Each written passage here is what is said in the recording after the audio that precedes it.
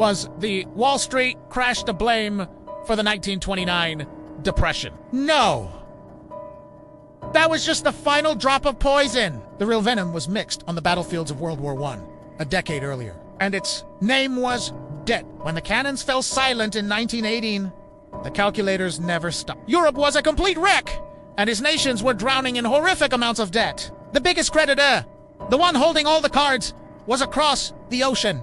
America. Money was flowing, but it wasn't saving anyone. It was just tightening the yoke, creating a system that was destined to fail. Imagine a global economy built not on production, but on The reparations Germany had to pay were astronomical, a sum designed to cripple it for generations. But its treasury was empty. The solution?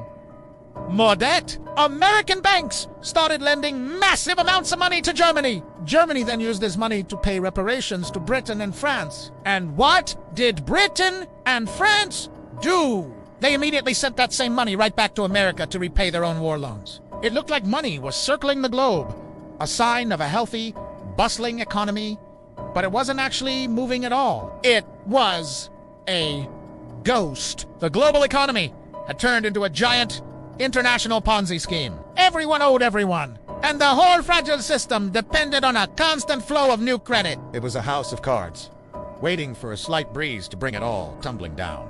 That breeze came in 1929.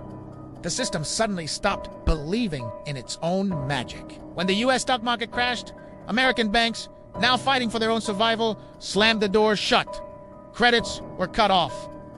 The cycle broke. Without the constant injection of new loans, the global economy couldn't breathe. It was like turning off the oxygen supply. Factory chimneys went dark. Unemployment skyrocketed 2 levels never seen before. International trade ground to a halt as countries threw up walls to protect themselves. The Great Depression wasn't just some random market crash or a simple coincidence. It was the final, devastating installment of a 10-year-old war bill coming due. Wars don't end at the ceasefire table. Sometimes they just change form and continue silently, paid for from the wallets of the next generation. Thanks for watching. Like and subscribe, and let us know in the comments which country's war history we should cover next.